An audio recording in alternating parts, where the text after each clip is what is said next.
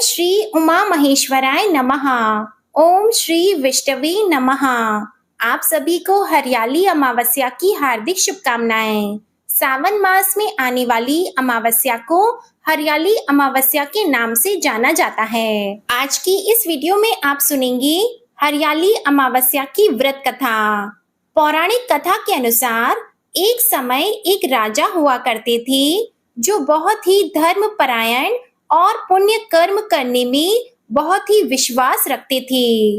राजा की पत्नी थी, वह भी बहुत ही धार्मिक कार्यों में राजा का खूब साथ देती थी। सुबह राजा के उठने से पहले उठती और स्नान करके सबसे पहले तुलसी जी के पौधे में जल सींचती, फिर पूजा पाठ करके सूर्य भगवान को अर्घ दिया करती थी। राजा और रानी दोनों एक दूसरे से बड़े ही खुश थे। ऐसे ही उनका जीवन चल रहा था। एक दिन राजा ने रानी से कहा कि हम अपने महल में कोई पूजा का आयोजन करवाएं।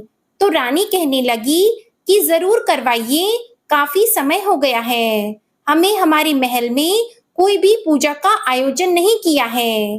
तो राजा ने शुभ मुहूर्त निकलवाकर पूजा का कार्यक्रम रख दिया और कई तरह की मिष्ठान बनवाए और पूजा के दिन राजा और रानी ने व्रत पालन करने का संकल्प लिया। लेकिन रानी को ना जाने उस दिन बहुत ही जोरों की भूख लग गई। तो रानी ने पूजा के लिए तैयार की गई मिठाई में से थोड़ी सी मिठाई खा ली और किसी को कुछ नहीं बताया। जब राजा ने मिठाइयों को देखा तो राजा को पता चल गया कि मिठाई इसमें से पहले ही झूठी की गई है। तो राजा ने रानी से पूछा कि मिठाई को न जाने कौन झूठा कर गया, अब इस मिठाई को अपनी पूजा में कैसे रखेंगी। तो रानी ने झूठ बोल दिया कि महल में इतने सारे चूहे हैं, जरूर चूहों ने ही मिठाई को झूठा किया है। तो यह सुनकर राजा को गुस्सा आ गया। महल में तो एक ही चूहा रहता था। तो राजा ने उस चूहे को पकड़कर बाहर फेंकने का आदेश दे दिया। तो चूहे के ऊपर लगे आरोप से वह रानी से नाराज हो गया और सोचने लगा कि रानी ने मिठाई स्वयं खाई और मेरा नाम ले लिया, इस बात की सजा तो रानी को भुगतनी ही पड़ेगी। फिर उस दिन महल में पूजा के लिए खूब सारे मेहमान आए हुए थे। दिन में पूजा पाठ का कार्यक्रम संपन्न हुआ और कुछ मेहमान राजा के महल में वहीं पर रुक गए। तो राजा ने उनके सोने का प्रबंध भी कर दिया। आधी रात हुई तो चूहे ने जाकर रानी के कमरे से साड़ी ले जाकर मेहमानों के कक्ष में रख दी। सुबह हुई तो राजा मेहमानों को उठाने के लिए गए तो वहां पर रानी के कपड़े पड़े हुए देखकर उन्हें बड़ी ही हैरानी हुई और रानी पर बुरी तरह से गुस्सा हो गए। राजा ने रानी को उसी समय महल से बाहर निकाल दिया। तब रानी ने राजा से कुछ नहीं कहा क्योंकि रानी को समझ में आ गया था कि मैंने आज झूठ बोला था, उसी का फल मुझे इस रूप में मिल रहा है। तो रानी वहां से सीधे निकलकर जंगल की ओर चली गई। फिर रास्ते में उसे कुछ महिलाएं पूजा करती हुई मिली। तो रानी ने उनसे पूछा कि बहनों, आप यह सब क्या कर रही हो और इसके करने से क्या फल मिलता है। तो महिलाएं कहने लगी कि आज हरियाली अमावस्या है और हम भगवान शिव और माता पार्वती की पूजा कर रही हैं। इस व्रत को करने से वैवाहिक जीवन में आए दुखों का अंत होता है और अखंड सुख सौभाग्य की प्राप्ति होती है। तो यह सुनकर रानी बड़ी ही खुश हुई और उनसे कहने लगी कि बहनों, अगर आप इस व्रत की विधि मुझे अच्छे से समझा दो तो आपका बड़ा एहसान होगा मुझ पर। तो व्रत की सारी विधि जानकर रानी ने उस दिन उन महिलाओं के साथ भगवान शिव और माता पार्वती की पूजा की। उसके बाद में वह जंगल में चली गई। वहां जाकर झोपड़ी बनाकर रहने लगी और रोजाना शाम को उन महिलाओं के पास आकर शिव पार्वती जी की पूजा करती और एक घी का दीपक जलाकर उसके पास ज्वार बोती और पूजा करने के बाद में गुड़धानी का प्रसाद बांटती। तो एक दिन की बात है कि राजा शिकार करके उधर से जा रहे थे तो आते जाते अंधेरा हो गया। राजा की नजर पड़ी कि कोई चमकीली वस्तु नजर आ रही है। तो राजा देखने के लिए उस पेड़ के पास चले गए।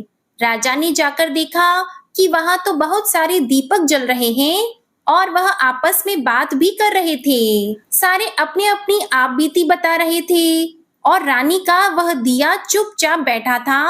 तो सारे दिए कहने लगे कि तुम चुपचाप क्यों बैठे हो? तुम अपनी बात भी हमें बताओ। तुम्हारी पूजा क्यों की जाती है? तो वह दिया कहने लगा कि मैं तो राजा के घर का हूँ, मैं क्या बोलूं? मेरे राजा बहुत ही धर्मपरायण थे और रानी भी राजा की हर धार्मिक कार्यों में उनका साथ देती थी। और एक दिन महल में पूजा का कार्यक्रम रखा गया। उस दिन रानी को न जाने क्या हो गया, उन्हें बहुत जोरों की भूख लग गई और उन्होंने प्रसाद की मिठाई में से थोड़ी सी मिठाई खा ली। जब राजा ने पूछा तो रानी ने चूहे का नाम लगा दिया, जिससे वह चूहा बहुत ही क्रोधित हो गया और अपना बदला लेने के लिए उसी रात रानी के कपड़े ले जाकर मेहमानों के कमरे में रख आया। सुबह जब राजा ने रानी के कपड़ों को मेहमानों के कमरे में देखा तो वह क्रोधित हो गए। वह इस बात से अनजान थे कि रानी निर्दोष है और उन्होंने रानी को महल से निकाल दिया। तभी से रानी यहाँ पर झोपड़ी बनाकर रहती है और शिव पार्वती जी की पूजा करके यह दीपक जलाती है। मैंने रानी को आशीर्वाद दिया है कि वह हमेशा खुश रहे, लेकिन राजा को जाकर कौन बताए कि रानी बेकसूर है। तो राजा यह सारी बातें चुपके से सुन रहे थे। सच्चाई जानकर राजा को बड़ा ही दुख हुआ और वे रानी को इधर उधर ढूंढने लगे। रात्रि में कोई झोपड़ी नजर नहीं आ रही थी, तो राजा वहीं पेड़ के पास सो गए। सुबह होने पर उठे और फिर रानी की तलाश करने लगे। उन्हें घूमते घूमते दोपहर होने तक एक झोपड़ी दिखाई दी, तो उस झोपड़ी के पास जाकर राजा ने आवाज लगाई। फिर राजा की आवाज सुनकर रानी बहुत ही प्रसन्न हुई और खुशी से बाहर आई। फिर राजा ने कहा कि मुझसे बहुत बड़ी गलती हो गई, मैंने सच्चाई जाने बिना ही आपको महल से बाहर निकाल दिया। तो रानी ने कहा कि नहीं महाराज, मुझे तो मेरे कर्मों का फल मिला है, इसमें आपका कोई दोष नहीं है। तो राजा रानी को लेकर घर आ गए। सारे नगरवासी बड़े ही प्रसन्न हुए, दोनों खुशी खुशी से रहने लगे। भगवान शिव और माता गौरी की कृपा से 9वें महीने रानी ने 2 जुड़वा पुत्रों को जन्म दिया। फिर वे दीर्घ काल तक जीवित रहे और अपने अपने जीवन के समस्त सुखों का भोग करते हुए अंत में शिव धाम को चले गए। हे शिव शंकर महाराज, हे गौरी माता, जैसे आपने रानी पर कृपा की वैसे ही सभी पर करना, सभी पर सुख सौभाग्य को बनाए रखना। प्रेम से बोलिए भगवान महादेव और माता गौरी जी की जय। अमावस्या की तिथि पर अमावस्या माता की कथा सुनी जाती है। तो आइए अब आप सुनिए अमावस्या माता की कथा। पौराणिक कथा के अनुसार एक गांव में सास और बहू अकेले रहते थे और उनका बेटा विदेश में कमाने के लिए गया हुआ था। सास और बहू बहुत प्रेम से रहते थे, दोनों एक दूसरे की देखभाल भी करते थे। एक दिन बहू ने खाना नहीं खाया, तब सास बहू से पूछने लगी कि बेटा आज तुमने खाना क्यों नहीं खाया?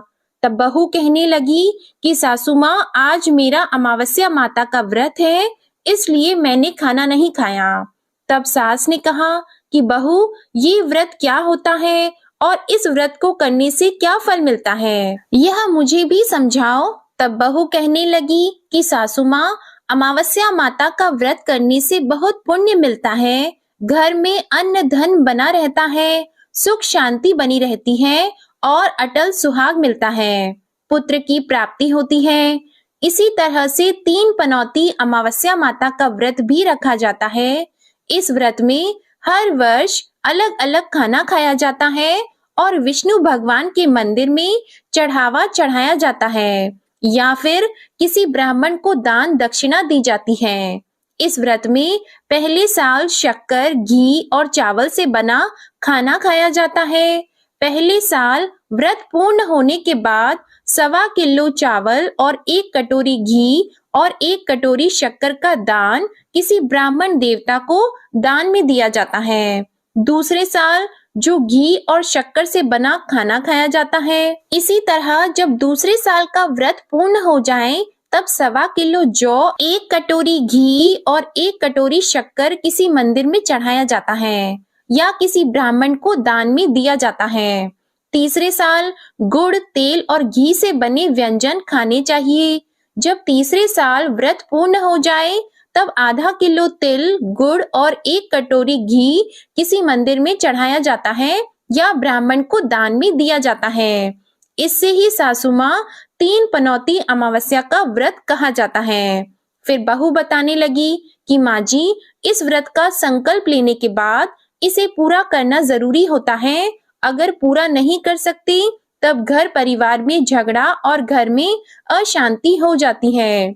तब सासू माँ कहने लगी कि बहू, मेरी तो उम्र हो गई है, लेकिन तुम ये व्रत जरूर करना। और तब बहू ये व्रत करना प्रारंभ करती है।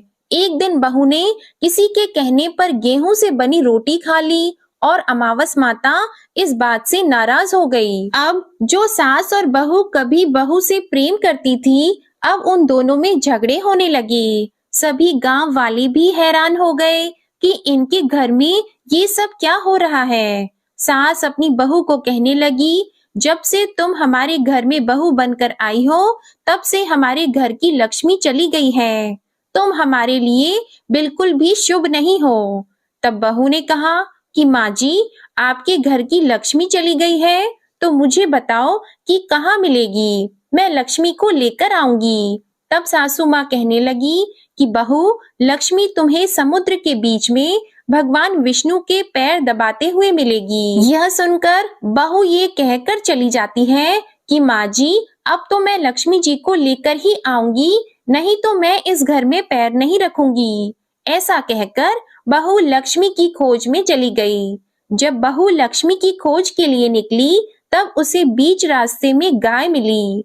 गाय बहू से पूछने लगी कि आप कहाँ जा रहे हैं। तब बहू कहने लगी, गाय माता, मेरी सास कहती है कि मेरे आने से उनके घर में अन्न धन की कमी हो गई है और उनके घर की लक्ष्मी चली गई है, तो मैं लक्ष्मी को लेने जा रही हूँ। तब गाय माता कहने लगी कि बेटी, अगर तुम जा ही रही हो तो भगवान से मेरे बारे में भी पूछ लेना। तब बहू कहने लगी कि ठीक है गाय माता, मैं आपके बारे में भी पूछ लूंगी। तब गाय माता कहने लगी कि जब मेरा बछड़ा होता है तो वो मर जाता है, जिंदा नहीं रहता। तुम लक्ष्मी जी से पूछ लेना कि आखिरकार मेरे साथ ऐसा क्यों हो रहा है, मैंने ऐसे कौन से कर्म किए हैं जिसकी सजा मुझे मिल रही है। तब बहू कहने लगी, गाय माता, मैं आपके बारे में जरूर पूछ लूंगी। ऐसा कहकर बहू आगे बढ़ गई। जब आगे बढ़ी तब रास्ते में उसे घोड़ी मिली जिसके गले में घंटी बंधी हुई थी। घोड़ी ने कहा कि बेटी, तुम मेरे दुख का निवारण लक्ष्मी जी से पूछ लेना। तब बहू कहने लगी कि मैं जरूर पूछ लूंगी। ऐसा कहकर बहू आगे बढ़ गई। आगे जाते ही बहू को एक अंधा और बहरा बुजुर्ग मिला। उसने भी बहू से अपनी समस्या के निवारण के लिए पूछने को कह दिया।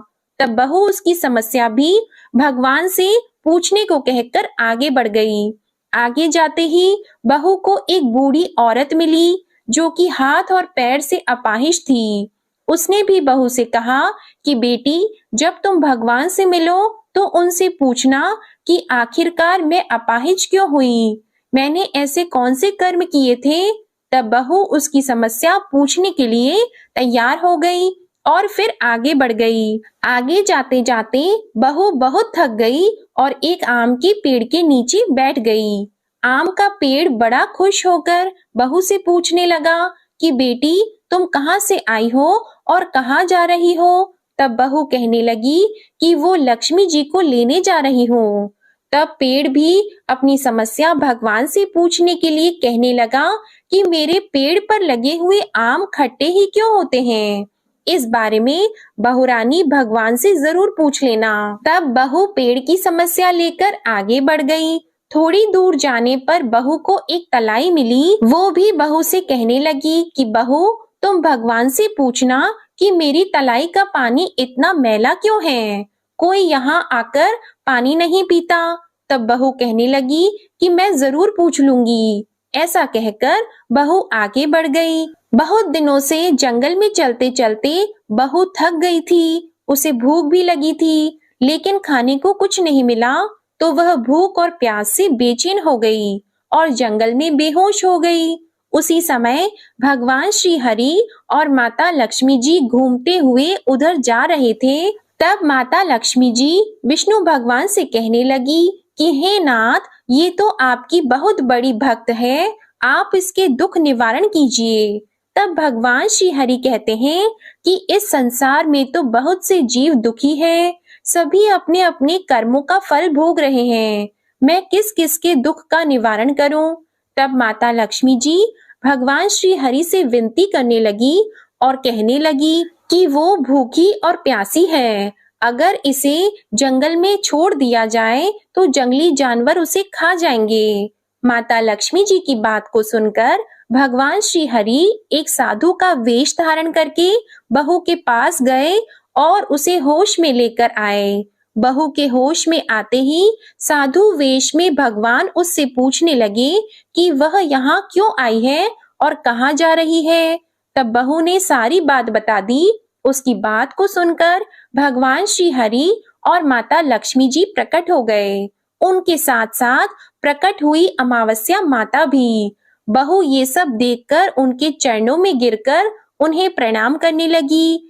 तब अमावस्या माता बहू से कहने लगी कि बेटी, तूने मेरे व्रत को खंडित किया है, इसी की सजा तुझे मिली है, लेकिन अब मैं तुझे क्षमा करती हूँ। अब तुम घर को जाओ, तुम्हारा घर अन्न और धन से भर जाएगा, तुम्हारा घर सुंदर महल में बदल जाएगा और तुम्हारी सभी मनोकामनाएं भी पूर्ण हो जाएंगी। ये सब होने के बाद बहू ने रास्ते में जो भी मिला था उन सभी के दुखों का निवारण करने के लिए विनती की। तब भगवान श्री हरि कहने लगे कि गाय ने कभी अपना दूध किसी और को नहीं पिलाया, इस कारण उसके बछड़े जिंदा नहीं रहते। तुम उसका दूध पी लेना, फिर उसके बाद उसके बछड़े जिंदा रहने लगेंगे।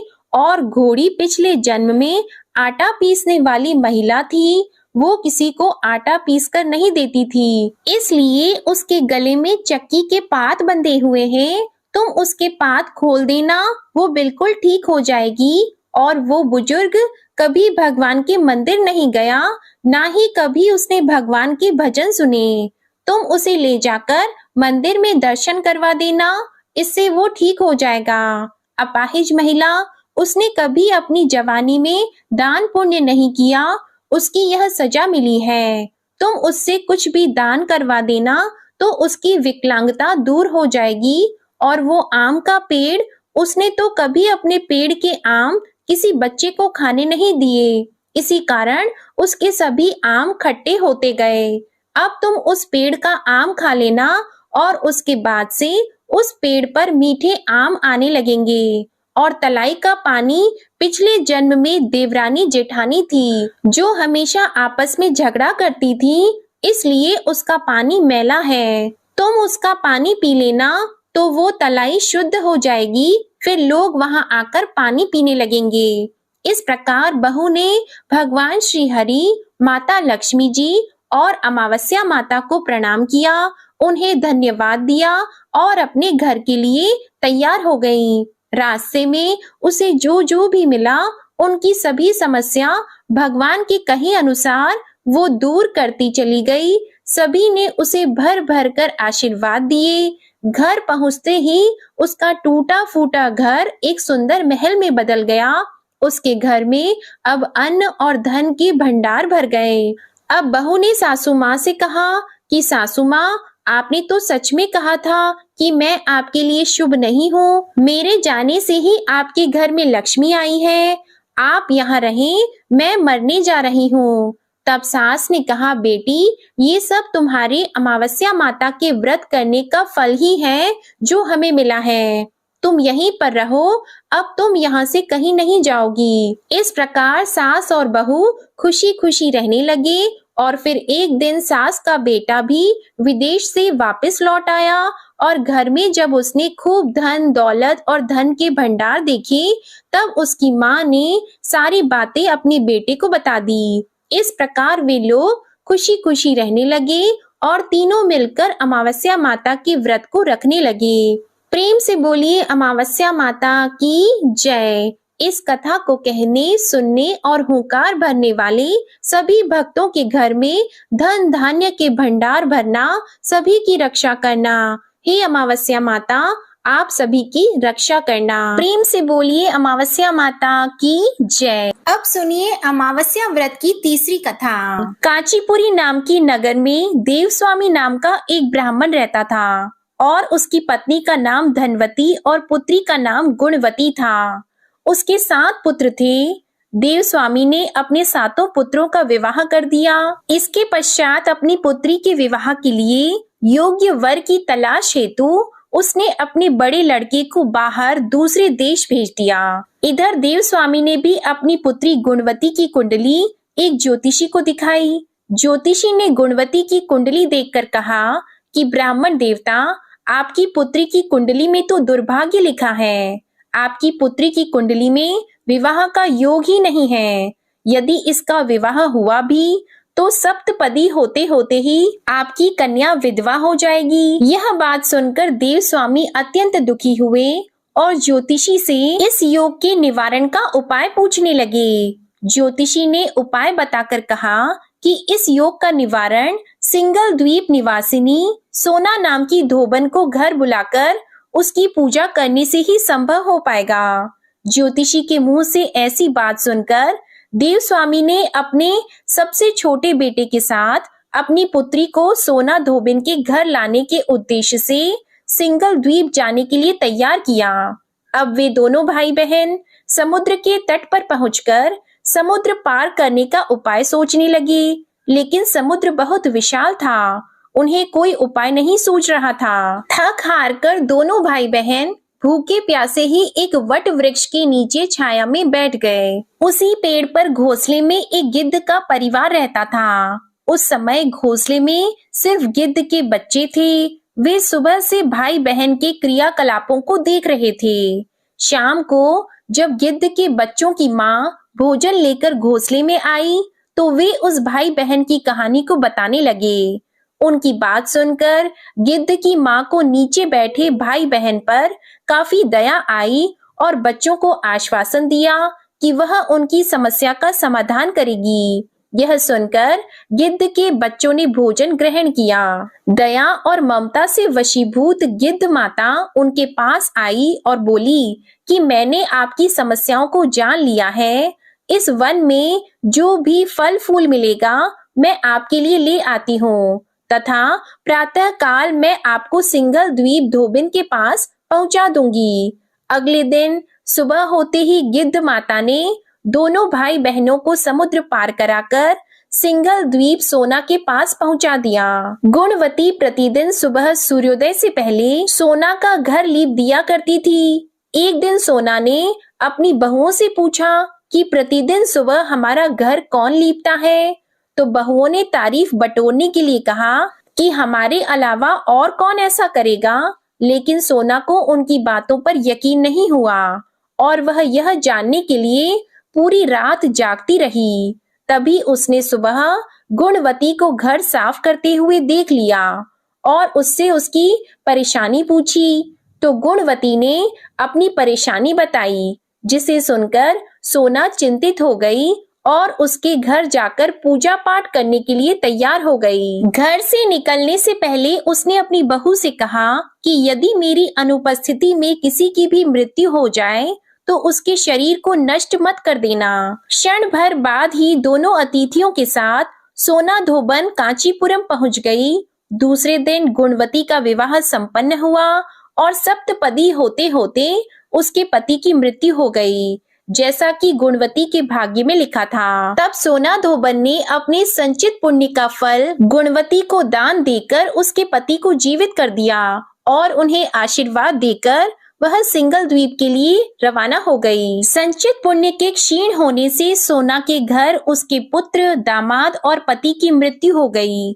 यह जानकर नया पुण्य संचित करने के उद्देश्य से सोना धोबन रास्ते में एक जगह रुक गई। नदी के किनारे पर स्थित एक पीपल के वृक्ष की छाया में भगवान श्री हरि का और भगवान शिव का पूजन उसने किया और पीपल के वृक्ष की 108 परिक्रमाएं की। इतना करते ही सोना धोबन के पुत्र, दामाद और उसके पति पुनर्जीवित हो गए। उसका घर धन धान्य से भर गया।